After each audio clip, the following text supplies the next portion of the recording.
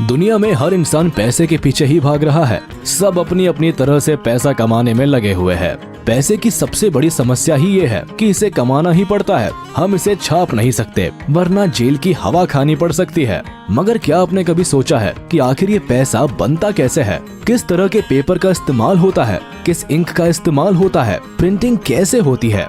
अगर ये सवाल आपके दिमाग को भी परेशान कर रहे हैं तो जवाब इस वीडियो में मिल जाएंगे। बस वीडियो के साथ आखिरी तक बने रहिएगा। भारत में 20, 50, 100, 500, 2000 के चमचमाते नोट बनाने के पीछे भी एक लंबी प्रोसेस होती है। कहते हैं कि भारत में इस्तेमाल होने वाला शब्द रुपया एक समय दिल्ली पर राज करने वाले शासक शेरशाह सूरी ने दिया था। इसके साथ ही हमारे देश में पहला वाटरमार्क वाला नोट साल 1861 में छापा गया था। आपको बता दें कि जो नोट भारत में छपते हैं उनके लिए कागज को विदेशों से भी मंगवाना पड़ता है, क्योंकि ये खास तरह का कागज होता है जो भारत में ज्यादा नहीं बनता है। फिलहाल भारत में नोट छापने का अधिकार reserve bank of India RBI के पास है। अगर सरल भाषा में समझाया जाए तो ये सभी बैंक्स को इंस्ट्रक्शन देने का काम करता है। इसके साथ ही इसे बैंक ऑफ बैंक्स भी कहा जाता है। भारत में चल रहे सभी बैंक्स के एक एक कदम पर RBI की पैनी नजर होती है। खैर, सबसे पहले हम जान लेते हैं कि आखिर ये नोट बनते कैसे हैं। Production process. हम आपको बता दें कि पैसों का पेपर घर में इस्तेमाल होने वाले मैगजीन, न्यूज़पेपर, बुक्स और कॉपी के पेपर से बिल्कुल अलग होता है। पैसों के लिए इस्तेमाल किए जाने वाले पेपर में 75% कपास यानी कॉटन और 25% लिनन को मिलाया जाता है। कॉटन और लिनन को अब बड़े बड़े बंडल में पैसा बनाने की फैक्ट्री में लाया जाता है, जहां इन्हें एक बड़ी मशीन के जरिए अच्छे से आपस में मिक्स किया जाता है। अब कुछ समय के बाद पानी अलग करके सूखे हुए मिक्सचर को एक दूसरी मशीन में डाला जाता है, जो इस मिक्सचर को बड़े बड़े थिन शीट्स में बदल देती है। लीजिए, नोट छापने के लिए इस्तेमाल होने वाला पेपर तैयार है। The design stage. इस पेपर को भारतीय नोट का रूप देने के लिए इस पर प्रिंटिंग करनी होती है, जो कि बहुत सोच समझकर की जाती है। आर्ट वर्क, ग्राफिक डिजाइन और सभी सिक्योरिटी फीचर्स को मिलाकर एक परफेक्ट नोट इसी स्टेज में तैयार किए जाते हैं। हर भारतीय नोट के ऊपर एक चमकीली पट्टी देखी जाती है, जिसके बिना कोई भी नोट चला पाना नामुमकिन है। जिस पट्टी से ही अक्सर लोग ये पता करते हैं कि नोट असली है या नकली। मिक्सचर का पेपर बनने के बाद उस पर सबसे पहले ये पट्टी ही लगाई जाती है। पेपर के सभी बंडल्स को एक मशीन में डाल दिया जाता है, जिसमें एक सही शेप और साइज के अनुसार इन पर पट्टी चढ़ाई जाती है। जिसके बाद इन नोटों पर गांधी जी की फोटो का वाटरमार्क डाला जाता है। नोट को एक एक्यूरेट और परफेक्ट डिजाइन देने के लिए मशीन्स में इनके मेजरमेंट्स और विजिबिलिटी को एक समान ही रखा जाता है। इसके साथ ही आपने हर नोट पर अलग अलग कुछ नंबर्स लिखे हुए देखे होंगे। दरअसल वो नोट के सीरियल नंबर होते हैं, जिसे छापते समय बड़े ही ध्यान से एक ही सीरीज में डाला जाता है। प्रिंटिंग के समय हर चीज को चेक करने का जिम्मा क्वालिटी इंस्पेक्टर का होता है, जो कि कंप्यूटर्स के जरिए इन्हें अच्छे से चेक करते रहते हैं। Currency colouring stage.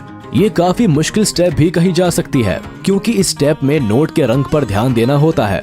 जिस भी कलर का नोट होता है उस कलर को एक बड़ी सी मशीन में सही क्वांटिटी में जरूरत के अनुसार मिला दिया जाता है। क्वांटिटी पर ही नोट का कलर निर्भर करता है और इसीलिए कलर्स का सही क्वांटिटी में होना बेहद जरूरी होता है। अगर थोड़ा भी कलर ऊपर नीचे होता है तो आपका पेपर खराब हो सकता है। खैर, अब कलर करने के बाद डाले हुए कलर में रंगा हुआ ये नोट मशीन से एक साथ बाहर आता है, जो देखने में काफी हद तक तैयार लगता है, पर अभी भी इसमें काफी सारी चीजें बाकी है। Finishing and checking. अब नोटों पर कलर होने के बाद इन पर लिखी हुई संख्या को एक चमकीले स्पार्कल जैसे पेस्ट से मशीन के जरिए हाईलाइट किया जाता है। जैसे आपने 500 और 2000 के नोट पर हरे रंग से चमचमाती हुई वैल्यू को लिखा हुआ देखा होगा। अब ये हो जाने के बाद एक एक नोट को चेक किया जाता है कि बने हुए नोट में कोई कमी तो नहीं, यानी इसके colour, serial number, watermark, design और लिखे हुए शब्दों को प्रॉपर तरह से चेक किया जाता है। इस दौरान जो नोट खराब होते हैं या जिनमें कोई कमी होती है उन्हें एक तरफ छांट दिया जाता है।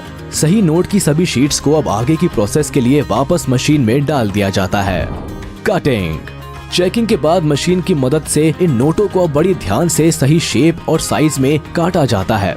हर शीट को इक्वल रखकर काटना बेहद जरूरी है, क्योंकि नोट में थोड़ी भी वेरिएशन से इनकी क्वालिटी पर काफी असर पड़ सकता है।